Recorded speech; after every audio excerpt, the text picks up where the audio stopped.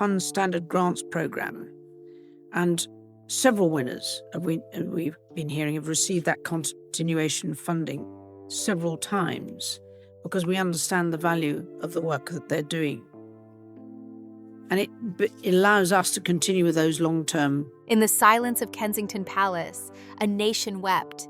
The death of Princess Diana, the people's princess, shocked the world, leaving millions heartbroken. But behind the mourning, behind the public tributes, there were hidden truths. As Diana's life spiraled into betrayal, isolation, and heartbreak, those closest to her remained silent. What if the tragedy that struck in Paris wasn't just an accident? For the love and sympathy you have shown our whole family. Christmas is a particularly poignant time for all of us who have lost loved ones. We feel their absence at every familiar turn of the season and remember them in each cherished tradition. What if it was the inevitable end to years of cold indifference, calculated cruelty, and a broken system? The truth, once buried, is about to resurface, and it's more shocking than anyone could have imagined. Inside the palace, a different atmosphere prevailed. While the streets outside were filled with tributes, tears, and candles, inside the cold stone walls of the monarchy, the mood seemed strikingly different. The world had witnessed Diana's rise as a fairy tale princess, her marriage to Prince Charles heralded as a fairy tale of its own. But the reality of her life within the royal family had been far from a fairy tale. She had endured betrayal, humiliation, and a profound sense of isolation, all the while continuing to project an image of royalty, poise, and grace to the public eye. Diana had become a symbol of kindness and empathy, but behind the polished surface, she was a woman who suffered greatly. Despite the warmth and devotion she received from the public, Diana's life within the palace was far from the dream it appeared to be. Though the world mourned her loss, the royal family remained distant. At a time when most would have expected expressions of grief, there were many within the royal household who appeared aloof, seemingly detached from the tragedy. There was no obvious public display of emotion, and the attention was quickly shifted towards safeguarding the monarchy's image and the institution's dignity. The deep sorrow and loss that the public felt seemed to be viewed as an inconvenience, a detail to be dealt with swiftly in the grand scheme of the monarchy's carefully curated image.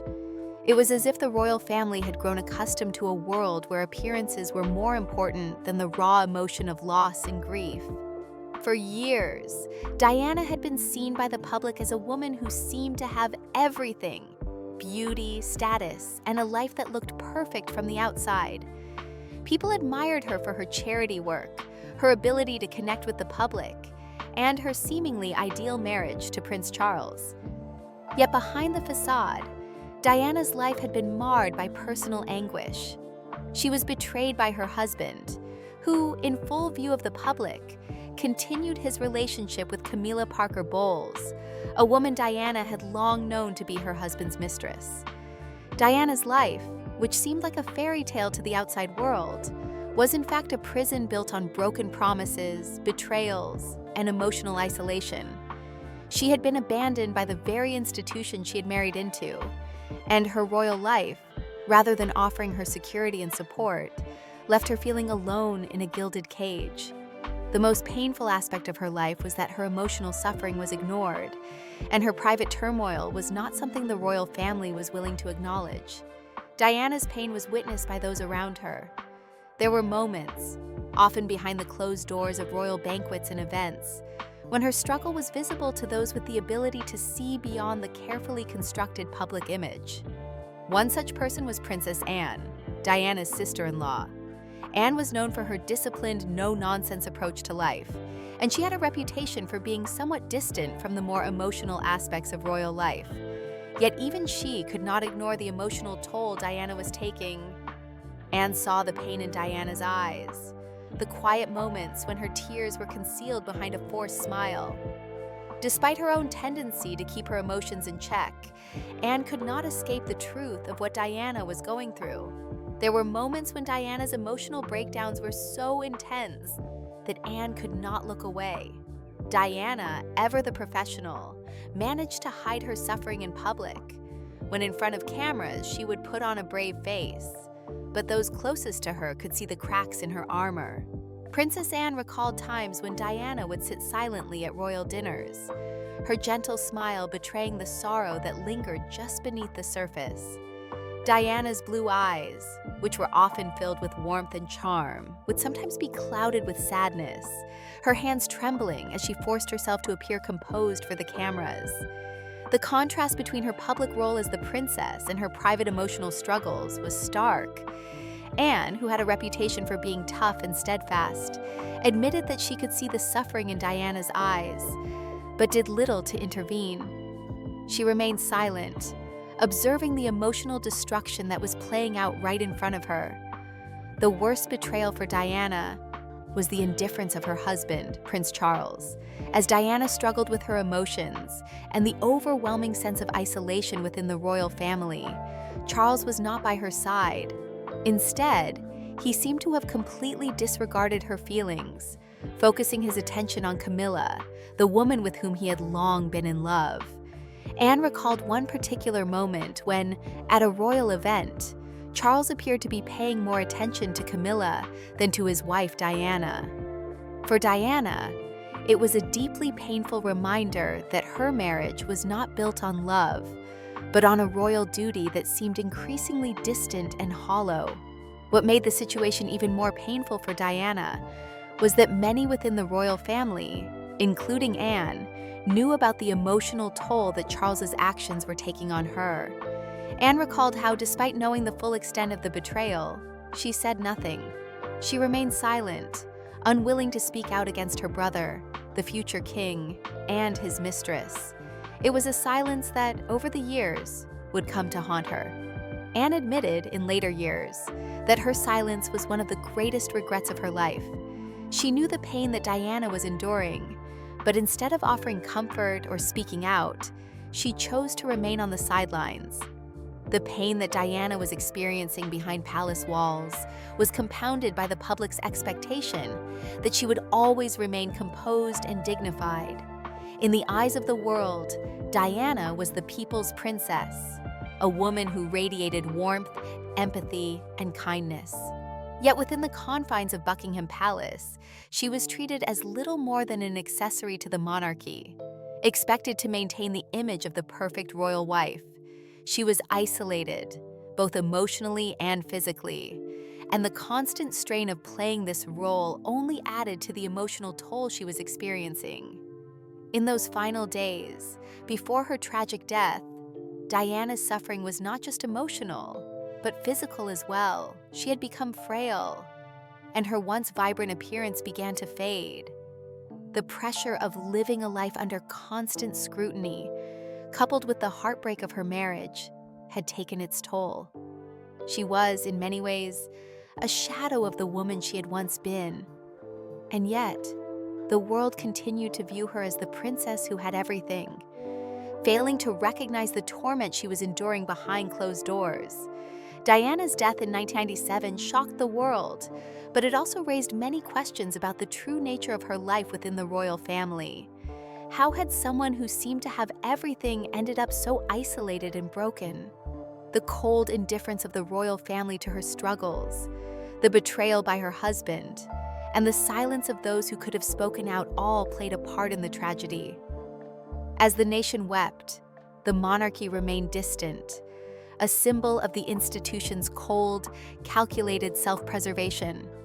The contrast between the grief of the public and the apathy of the monarchy would come to define the way Diana's legacy was remembered, not just as a tragic death, but as the result of years of neglect and betrayal. For years, Anne had been a distant figure in Diana's life. She was known for her focus on duty and her willingness to keep her personal emotions in check, even in the most trying of circumstances. In many ways, Anne and Diana were opposites. Diana was seen as warm, compassionate, and deeply in tune with her emotions. She was the princess who had captured the hearts of the public, whose every appearance was met with admiration and affection. Anne, on the other hand, was often seen as cold and disciplined, with little patience for the kind of public adoration that Diana seemed to attract effortlessly. It was this difference that made Anne's perspective on Diana's suffering so powerful. Anne was a woman who had never shown much emotion in public, a woman who had always been self-contained, and yet even she could not ignore the immense pain that Diana was enduring. Anne had seen how Diana was treated within the royal family. She had witnessed the moments when Diana's sadness was so apparent, when her tears were barely concealed behind her bright, fragile smile. Anne could remember those times when, in the midst of a royal banquet, Diana would sit at the edge of the table, a quiet figure among the noise of clinking glasses and forced laughter. Her smile, though still graceful, would seem hollow, as if it were a mask covering the deep sadness inside her. Anne could see the tremor in Diana's hands as she reached for her glass, the faint redness in her eyes that betrayed the tears she had cried earlier. But Anne had done nothing. She had not reached out to Diana, had not offered her comfort, and had not spoken out against the treatment Diana was receiving at the hands of Charles and Camilla. Instead, she had chosen to remain silent, to remain distant, thinking perhaps that Diana's struggles were something private, something that did not concern her. As Anne reflected on her silence, she began to realize the depth of her failure. She had witnessed the cruelty that Diana endured, but she had not intervened. She had remained a passive observer, unwilling to confront the uncomfortable truth that the royal family, and in particular Charles, had failed Diana. For Anne, this was a bitter truth to acknowledge. She had always prided herself on her sense of duty and her unwavering discipline. But in the face of Diana's suffering, she had done nothing. She had not even spoken to Charles, the very man responsible for causing so much of Diana's pain. As Anne admitted in later years, her silence had been a betrayal in its own right. She had failed to stand up for Diana, failed to offer the support that a family member should have given in such a dire situation. The more Anne reflected on the past, the more she realized how deeply Diana had been betrayed, not just by her husband, but by the very institution she had married into. The royal family had been quick to dismiss Diana's pain, to ignore her suffering, and to maintain the public image of a perfect monarchy. Diana had been forced to live a life that was more about appearances than about the truth. Her marriage to Charles had been a farce, and she had known it. She had known, long before the public ever did, that Charles was not in love with her. She had known that Camilla was always there, lurking in the shadows, a constant presence in their lives. The monarchy had failed to protect Diana, to support her when she needed it most. Instead, they had prioritized their image, their reputation, and their duty to the crown over the well-being of one of their own. This realization was not lost on Anne. In the years following Diana's death, Anne began to speak more openly about the role that the royal family had played in Diana's suffering. She admitted, with a heavy heart, that the silence of the monarchy had been a contributing factor in Diana's pain. Diana had not been allowed to speak her truth. She had been silenced by the very institution that was supposed to protect her. Anne herself had been complicit in this silence by failing to speak out, by failing to offer Diana the support she needed. And now, as Anne looked back on those years, she realized that silence was no longer an option. She could no longer remain quiet about the suffering Diana had endured. In the wake of Diana's death, there had been much speculation about the circumstances surrounding it. Was it simply a tragic accident, as the media had reported? Or was it the inevitable consequence of years of betrayal, cruelty, and neglect? Anne's reflections suggest that Diana's death was not just a random act of fate, but the tragic culmination of a series of events that had been building for years. Charles's emotional abandonment of Diana, his continued affair with Camilla, and the indifference of the royal family to Diana's pain had created a perfect storm of emotional turmoil. Diana had been living in a gilded cage, trapped by the expectations of the monarchy, unable to escape the suffocating environment that had been created for her. She had been betrayed not just by Charles, but by the very institution she had once believed in. The royal family's failure to support Diana was not just a personal betrayal, but a betrayal of their own values.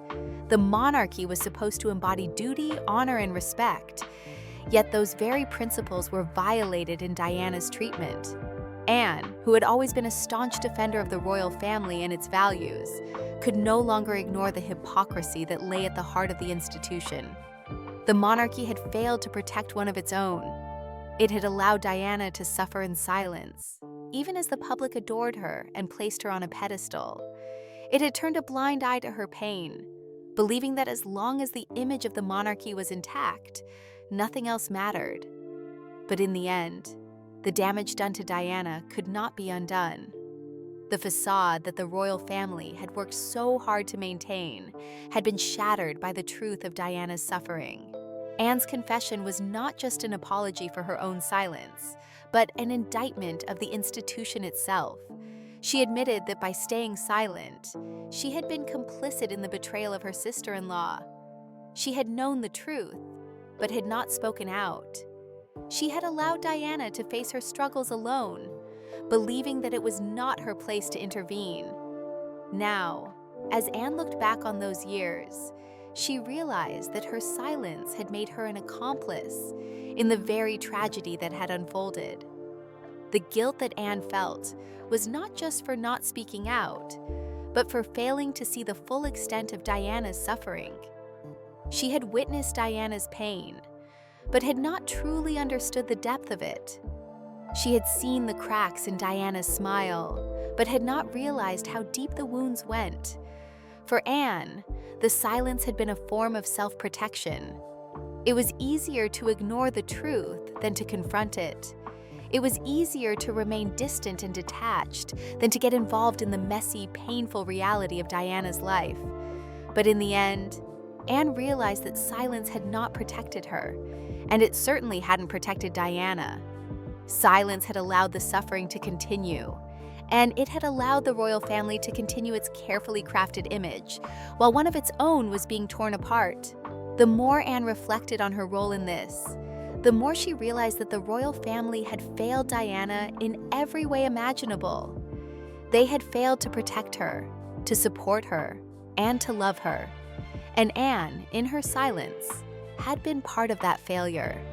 As the years passed after Diana's tragic death, the revelations about the royal family's role in her suffering continued to unfold, with Anne's later reflections playing a central part. It became clear that the princess had not only been betrayed by her husband Charles, but also by the very institution she had married into. Her marriage had been a facade, and she had been forced to endure humiliation and emotional isolation in the public eye, while being disregarded in the private corridors of power. What Anne came to understand in the years after Diana's passing was how deeply the royal family's failure to protect her had contributed to the emotional and psychological toll that ultimately led to her tragic demise. Anne's realization that the monarchy had failed Diana in every way possible was a profound one. She had always been a loyal member of the royal family, deeply committed to its duties and responsibilities. Yet, over time, she became increasingly disillusioned with the institution, especially as she reflected on the ways in which it had turned a blind eye to Diana's suffering. Anne was the daughter of the Queen and had been raised with a deep sense of duty and discipline. As someone who had always kept her emotions tightly controlled, she could not ignore the painful truth that, in her silence, she had failed Diana when she needed support the most. It wasn't just that Anne had failed to speak out against the mistreatment of Diana by Charles and Camilla. She also had to face the fact that the royal family itself had failed to protect one of its own. For years, Diana had been trapped in a loveless marriage, emotionally abandoned by Charles, who was emotionally entangled with Camilla. Yet, the palace had failed to intervene in any meaningful way. The royal family had placed the institution above the well-being of an individual, and in doing so, they had contributed to the isolation and despair Diana felt during those years. While the world saw Diana as the people's princess, adored and admired by millions for her charity work and her ability to connect with people, behind closed doors, she was a woman who was suffering immensely. Diana's sadness, hidden behind a perfectly crafted smile, was something that Anne could not ignore. She had seen her sister-in-law's vulnerability firsthand, yet Anne had chosen not to act. Instead of offering Diana the compassion and understanding that she so desperately needed, Anne stayed silent. This silence was one of Anne's greatest regrets. It was something she could not take back. Anne had witnessed how the monarchy had treated Diana with cold detachment. The royal family had been quick to dismiss Diana's emotional turmoil as something personal and private, something that was not to be aired in public. But as Anne now saw, this detachment had not been in the best interest of the princess. Diana had been portrayed as the perfect fairy tale princess, but in reality, her life was filled with tears, betrayal, and heartache. Anne admitted that she could have been there for Diana, could have shown her support, but instead, she had chosen to keep her distance. It was clear to Anne that Diana had never truly been accepted by the royal family. While the public adored her, the palace viewed her as an outsider, someone who did not quite belong. Diana had married into a world where duty and appearance were prioritized above personal happiness, and in doing so, she had been forced to sacrifice her own sense of self. For Anne, this was a tragic reality. Diana had been a young woman full of hope, stepping into a world of royal duties and expectations. She had dreamed of finding love and happiness in her marriage to Charles, but what she found instead was betrayal, isolation, and an unrelenting focus on the image of the monarchy. Charles, her husband, had been emotionally unavailable, distant, and more focused on his affair with Camilla than on his role as a husband to Diana. The public could see Diana's radiant smile, but behind that smile was a woman in deep emotional distress, caught in a marriage that was never what it appeared to be. Anne's reflections on her own role in Diana's suffering were not easy to come to terms with. She had been a member of the royal family, someone who was deeply entrenched in the workings of the institution. Yet, she had failed to protect Diana from the cruelty that had been inflicted upon her. As Anne recalled, she had seen Diana crying, sitting alone in palace corridors with no one to comfort her. Anne knew that Diana had been a prisoner of her own marriage, trapped by the expectations placed on her by the monarchy. But Anne, for her part, had remained silent. She had not intervened. She had not offered her sister-in-law the support she so desperately needed. And that silence had only deepened Diana's sense of isolation. In hindsight, Anne came to the painful realization that the silence she had maintained during those years had made her complicit in Diana's suffering. She had been in a position to help, to speak out, and to challenge the monarchy's treatment of Diana, but she had chosen not to. She had chosen to remain in the background, to observe rather than act. This silence was something that Anne would carry with her for the rest of her life, as it weighed heavily on her conscience. She could not change the past, but she could speak out now and share the truth of what had happened behind the scenes. Diana had not been the perfect princess the public had believed her to be. She had been a woman who was abandoned by those who should have supported her, and Anne, by not acting, had been a part of that abandonment. Anne's reflections were a stark contrast to the public image of the royal family. For years, the palace had worked to maintain an image of perfection, a carefully crafted facade that presented a united front to the world. But behind closed doors, the truth was much different. The royal family had failed Diana in her time of need, choosing to prioritize the reputation of the monarchy over the well-being of one of its own members. This was something that Anne came to realize as she reflected on the years that had passed since Diana's death. The public had been given an image of a family that was united in its duty, but the reality was far more complicated. The monarchy had allowed Diana to suffer in silence, and in doing so, it had failed not only Diana, but also the very values it claimed to uphold. As Anne spoke out about the past, she was met with a mixture of reactions. Some people were shocked by her admissions, while others saw her confessions as a long overdue acknowledgement of the truth. What was undeniable was that Anne's words held weight. She had been a first-hand witness to the suffering that Diana had endured, and her reflections on the role that the royal family had played in Diana's pain were powerful. Anne's confession was not just a personal admission of guilt, but a challenge to the monarchy itself. She was calling out the institution for its failure to protect one of its own, and for the role it played in Diana's emotional decline. In the years since Diana's death, much has been said about the royal family's treatment of her.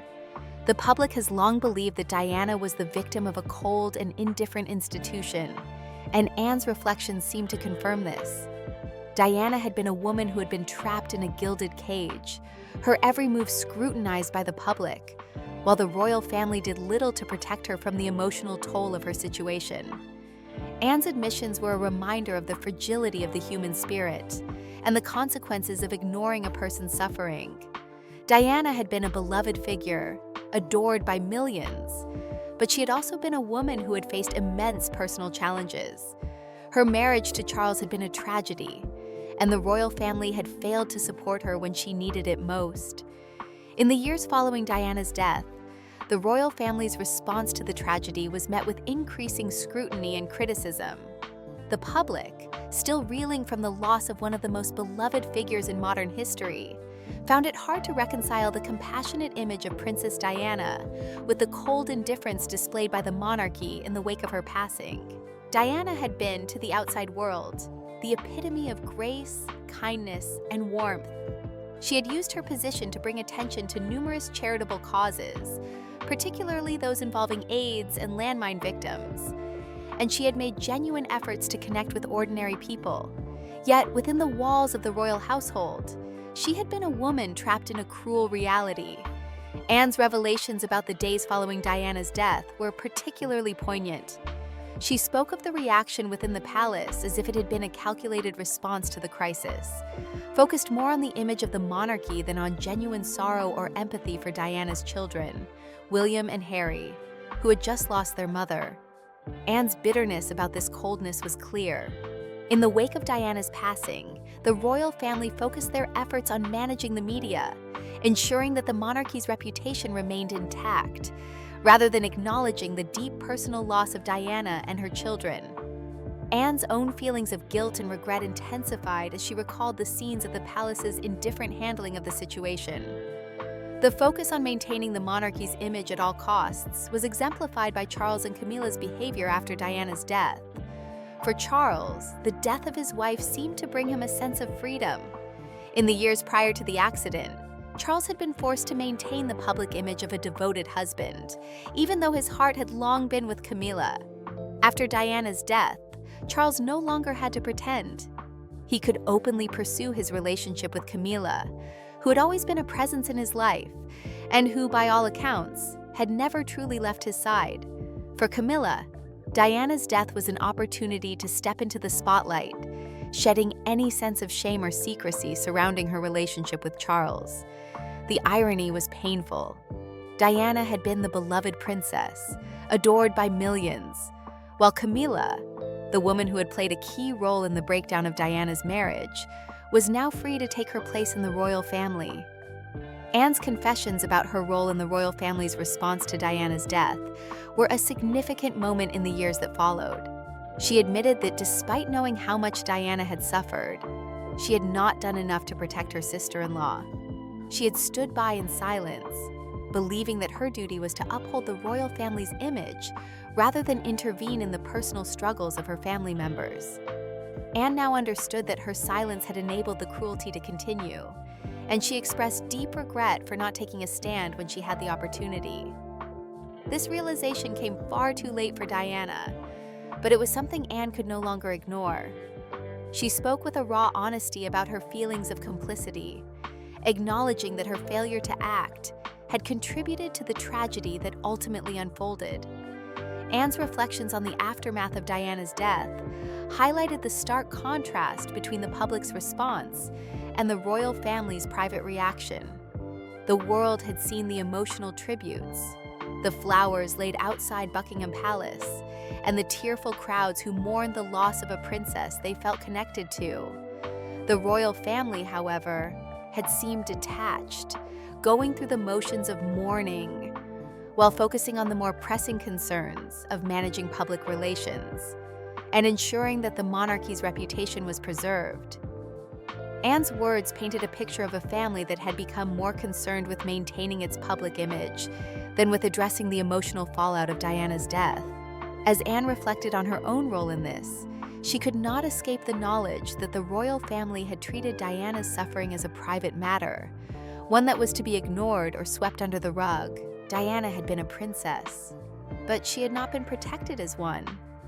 She had been a woman who had endured unimaginable pain in the public eye, yet the very institution that should have been there to support her had remained silent. For Anne, this was a truth that was impossible to ignore any longer. Diana's death was not just a tragic accident. It was the culmination of years of emotional neglect, public humiliation, and betrayal.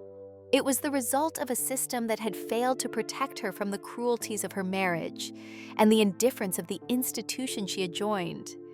In the years after Diana's death, Anne's confession about her role in the tragedy became a turning point for the public's understanding of the events that led up to that fateful night in Paris. Her honesty brought to light the darker side of the royal family, revealing that the monarchy's carefully constructed image of duty, honor, and tradition was built on a foundation of silence and neglect.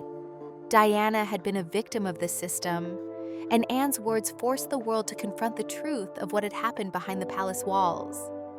As Anne reflected on the years that had passed, she could not escape the haunting images of Diana's final days. She recalled the sorrowful eyes of Diana's children, William and Harry, who had been forced to grow up without their mother. Anne's regret over her failure to protect Diana was compounded by the realization that the loss of their mother had left a permanent scar on the lives of those two young boys. The fracture between them, which would become more evident in the years to come, was a direct consequence of the family's inability to protect Diana and to provide her with the support she needed. The final years of Diana's life had been filled with emotional turmoil. Despite the public's adoration, she had been a woman in pain. The royal family had failed to provide the comfort and protection that she so desperately needed. Instead, she had been forced to navigate a hostile environment where her every move was scrutinized, her emotions were ignored, and her struggles were dismissed. As Anne now understood, this had not only been a personal tragedy for Diana, but it had also been a failure of the institution that was supposed to support her. Anne's confessions were not only a reflection of her personal regrets, but also a challenge to the monarchy itself. They forced the royal family and the public to confront the truth of Diana's life and death. Diana's story was not just one of a tragic car crash, but one of betrayal, emotional neglect, and the failure of the very institution that had promised to protect her. In the end, Diana had been a victim of the monarchy's obsession with maintaining its image, and Anne's words exposed the deep flaws within the royal family that had allowed such a tragedy to unfold. As the years passed, the memory of Diana continued to haunt the royal family.